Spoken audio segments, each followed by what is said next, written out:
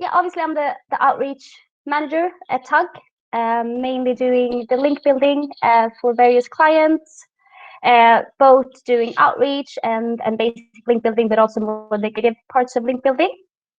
Ella, do you want to introduce yourself? Yeah, I'm Ella. I am an SEO outreach exec, and I started on link building, helping Maria out with all of the clients she works on, and now I've started helping a bit more with the link strategy as well for a few clients.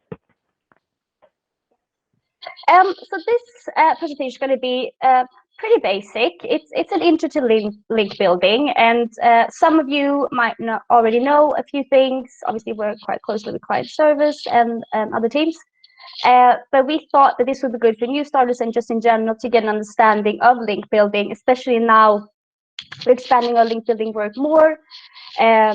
Link building is extremely important, and also more clients are requesting it. So we just thought this would be good to do a bit of an intro for you guys. So this presentation is obviously gonna explain to you guys what link building is. We're gonna explain the importance of link building and also what kind of links we're looking at, what we look at when trying to drive links to websites, and further what kind of link building tactics we utilize to get these links, and then a bit of a slide on outreach tips, because this is also extremely important to ensure you get those links. So first of all, what is link building? As most of you probably know, it's just the process of trying to get other websites to link back to your website. This is easier said than done, obviously, but it is so important within SEO to include this in your SEO strategy. It is the top 3 ranking factors in Google. Obviously, Google changes all the time and algorithm updates and so on, but what we do know and what doesn't change is the importance of driving referring domains to your site to gain those top rankings and to drive traffic to your site. When building links to a site, you are building authority. You're letting Google know that you are a quality resource, you're worthy of citation within whatever industry or topic you're working within. And to simply put it, more backlinks gives your site more traffic. I'm going to go into that a bit more in detail, but that is basically what I think you should be knowing when it comes to link building. I also wanted to show you a study by Ahrefs, just a bit briefly. Ahrefs is obviously a big SEO tool. They did a study on showing the correlation between the higher number of referring domains you have, the higher number of keywords you have visible in Google, and further as a result, the higher amount of traffic you get to your site. This is simply put in these graphs. Ahrefs were, I think, comparing or looking at 1 billion pages, and as you can see, these graphs, the left one is showing the positive correlations between referring domains versus served traffic, and the right one is showing the positive correlation between referring domains versus keyword rankings. But before we start, I also wanted to for you guys to get an understanding of how we usually look at links and link profiles and determine what kind of links a site might be needing and the importance of what kind of links we are building. We always start out with the link audit, something every site should be doing. With the link audit, we mean we're looking at a specific site and their competitor sites to see how the link profiles looks in terms of strength and weaknesses in authority. We're looking at how many links are actually pointing to the site. We're looking at the relevancy of the link. So we're looking at where the links, what content and what sites you are linking from, and also where the link is pointing to, and so on. So this is all very important factors to include, and we always do this by utilizing lots of different SEO tools. We always build our strategies on data. So this is something, this is always a very good start when building a link building strategy in general. What is also worth including, and what most agencies who work with good link building is we never pay for links. I've included a little penguin there because this basically was mostly established with the penguin algorithm update, that Google kind of realized there's a lot of people trying to manipulate the search results, a lot of people paying for links, exchanging links, or also including lots of keywords, repeating keywords. It just was a natural way of building links. So link building is difficult because you need to build links naturally, and it's not as easy as just paying for a link. You have to actually put work into it. To give a bit of context, we've actually put in a few websites, actually Tug's competitors, to show you a few examples of what links we're looking at. Obviously, as I said, the number of links is really important. This also shows a bit more in detail the positive correlation between traffic and referring domains. As you can see, Merkle has the highest referring domains and also the highest amount of traffic driving to their site. So this clearly you can see that by building their authority, the domain authority, they have also increased the likelihood of ranking for more keywords, and further also in higher ranking positions, which results at more organic traffic. But this is not the only thing you need to be thinking of. Quality links is also extremely important. Google usually look at authority when it comes to that. So when we try and determine a quality site, we usually look at something called domain authority. It's a ranking search score by MOS.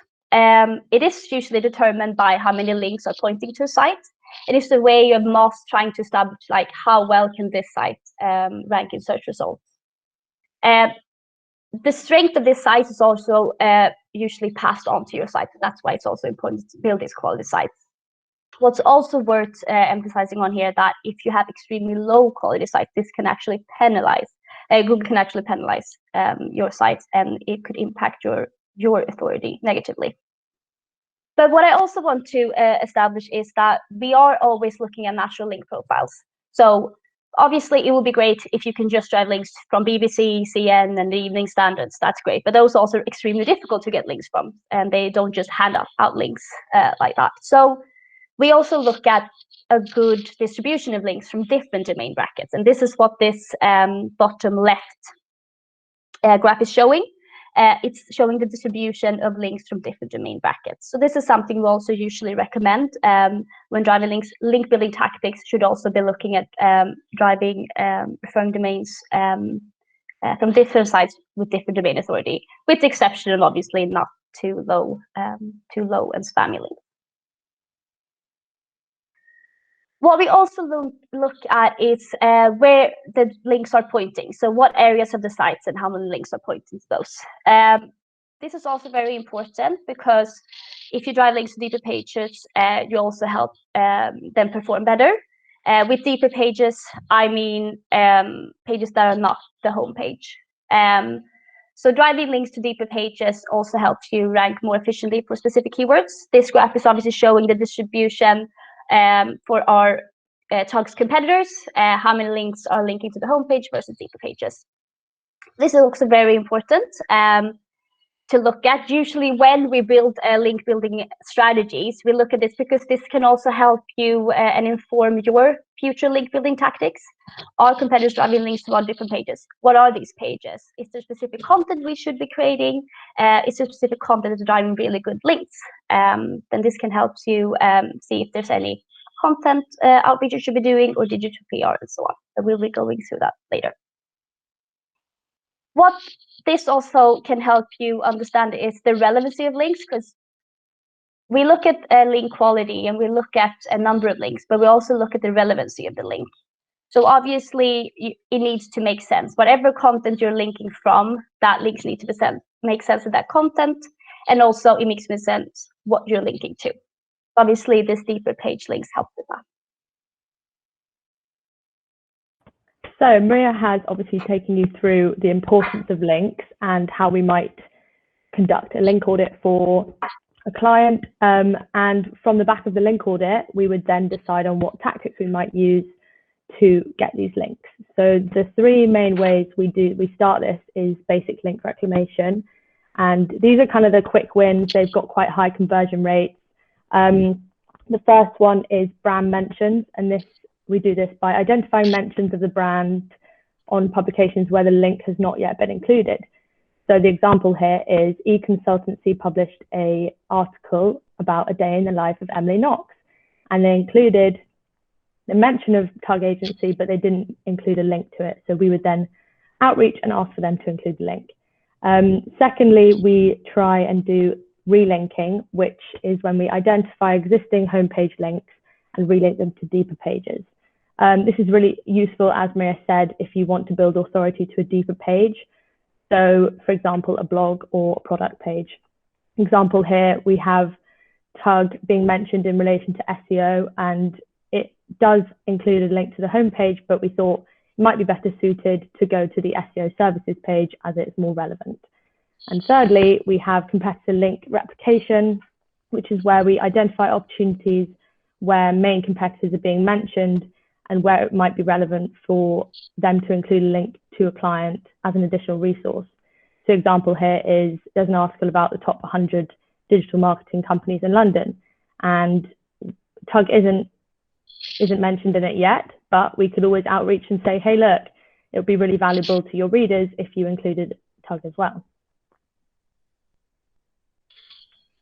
So to take you through how link building can actually help the performance of an overall SEO strategy, we thought it'd be good to demonstrate this in a case study. One of our clients, which was a architectural rendering software add-on client, the main aim here was to get them ranking above their competitor for specific software keywords. So to do this, we had to create the new landing pages for the specific software, and then to improve the ranking of the keywords, we started building links to the specific pages.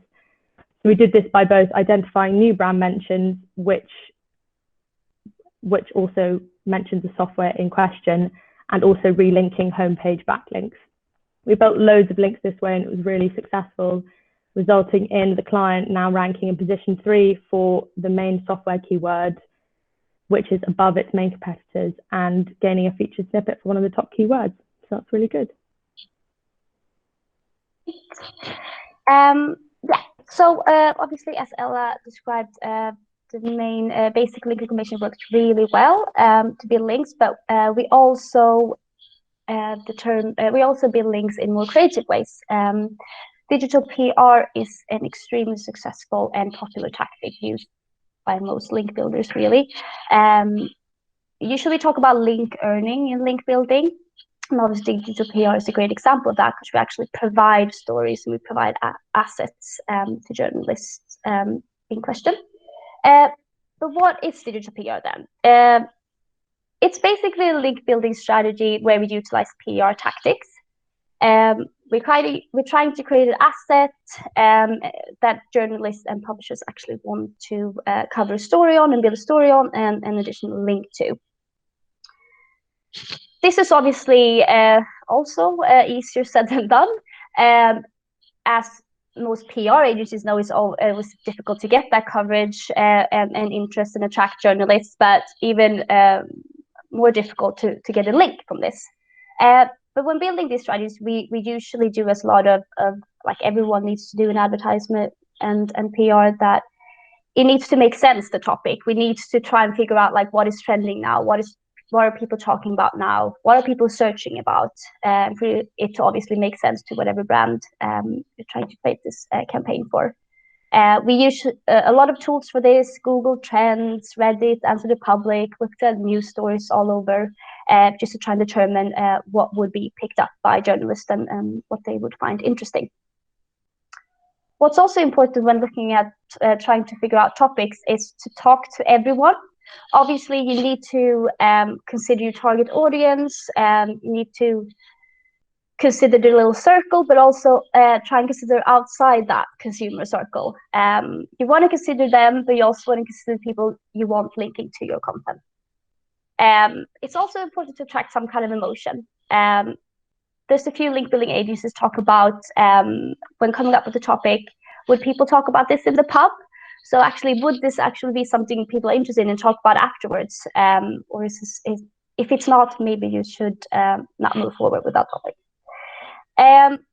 What also is important here is to create an asset that journalists actually have to link to. And I guess this is where differentiate with PR, because we want to gain that links. Obviously, it's great to have courage, have that brand out there, but in SEO standards, we need that link for it to actually have value.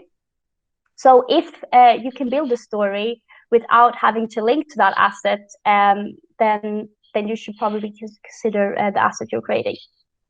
And I also want to add expert insights in that data-led research, because this is something Tug work with a lot, and it's very important that we believe gain a lot of coverage, because the journalists and the people we found want linking to us, they do want to build their stories on expertise and data. I also wanted to include the value of this. Obviously, different link building tactics give different results.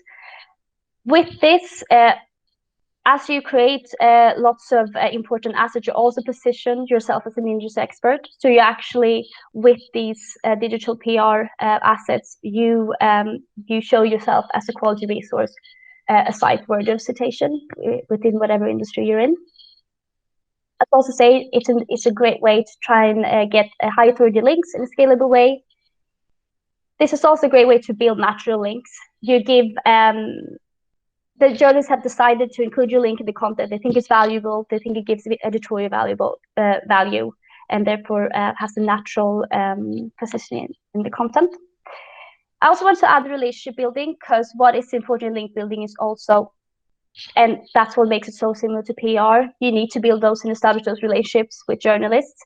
It helps for future link building campaigns. They think you're a resource that would give a lot of value linking to, and obviously also create a great positive brand reputation. Yeah.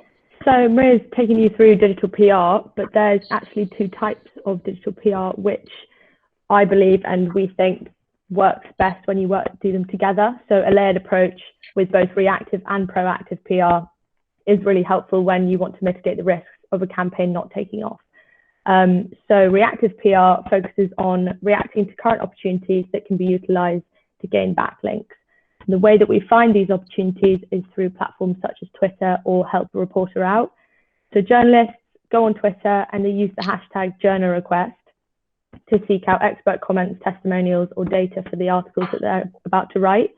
For example, it might be someone looking for what free SEO tool would you recommend for startups. We would then respond to that really quickly and hope that they might link back to our agency in the article that he might write.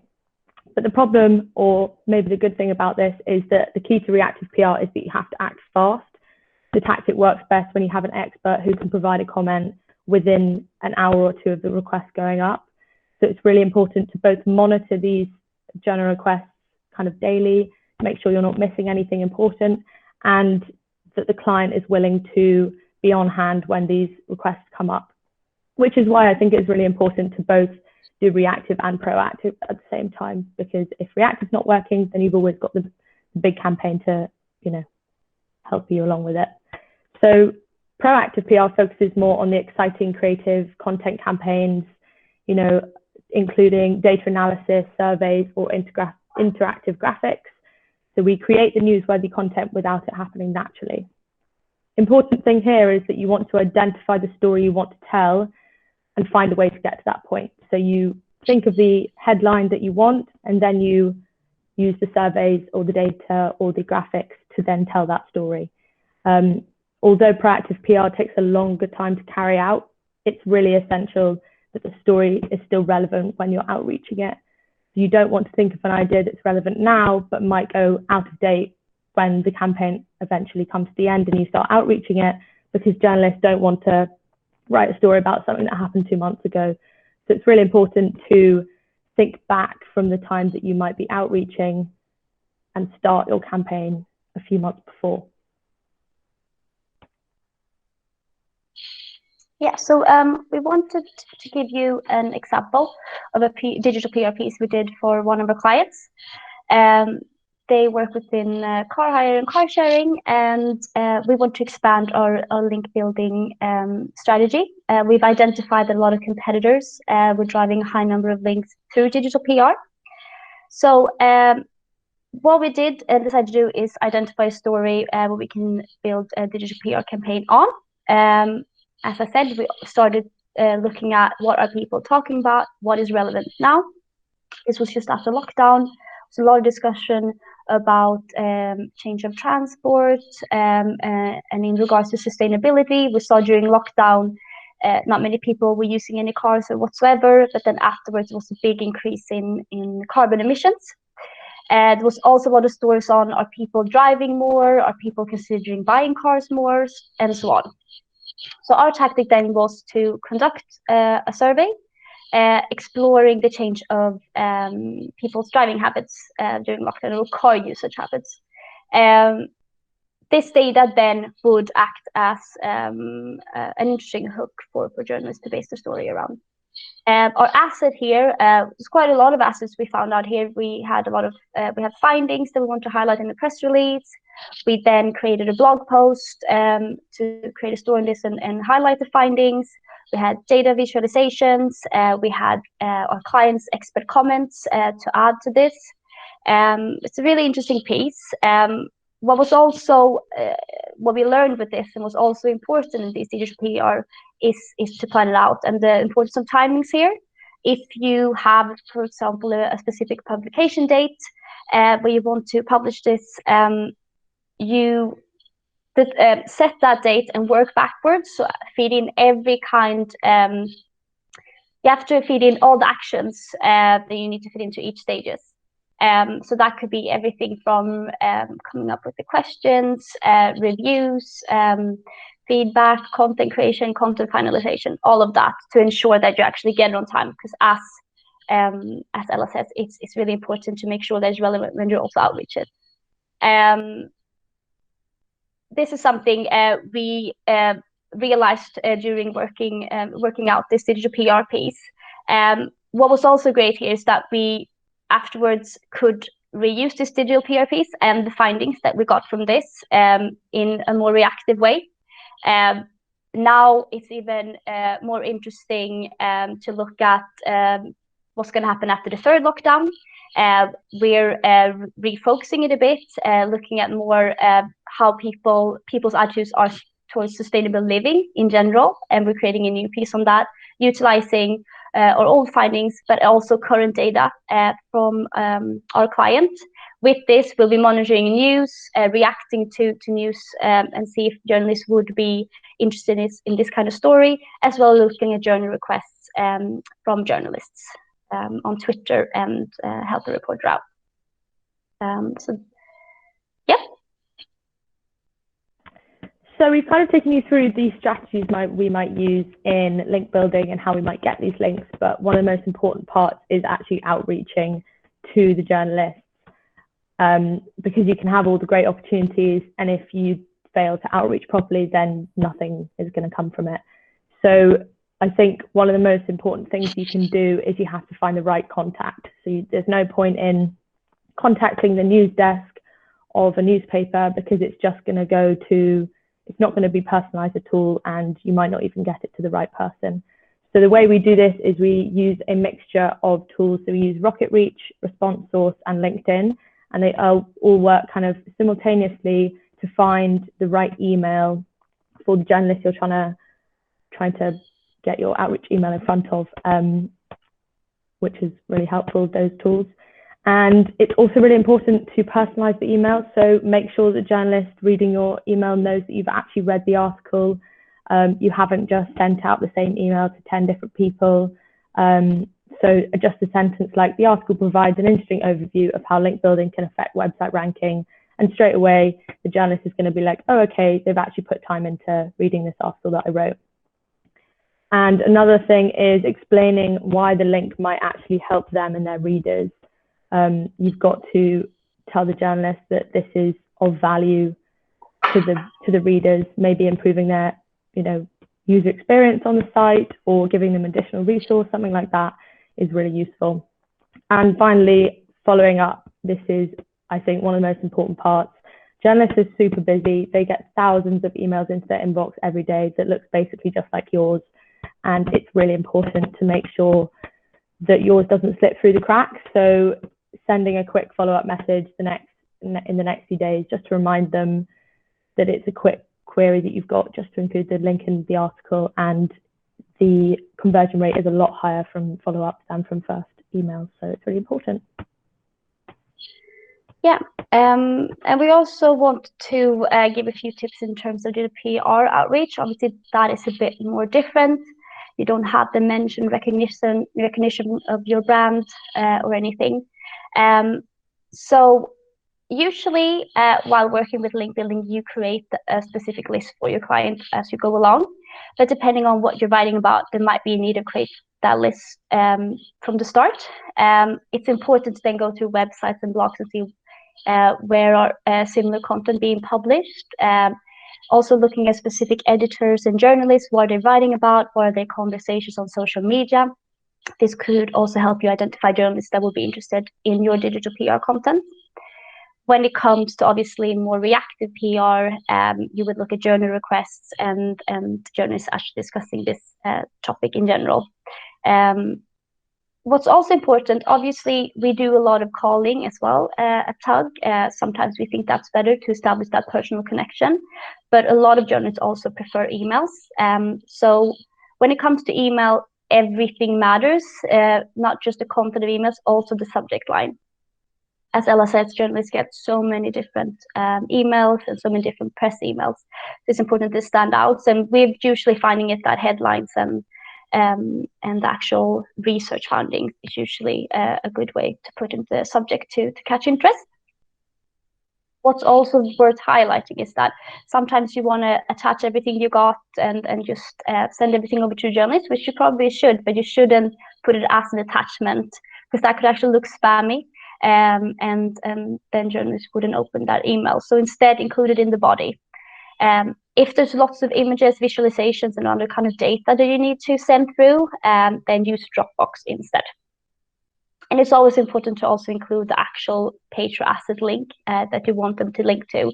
So we don't, when you write the email, they shouldn't have to come back to you and ask questions and be confused. You should have everything in there from the start. So yeah, that was basically everything from us. I hope you get a bit more of an understanding of link building and what we do. Yeah, thank you.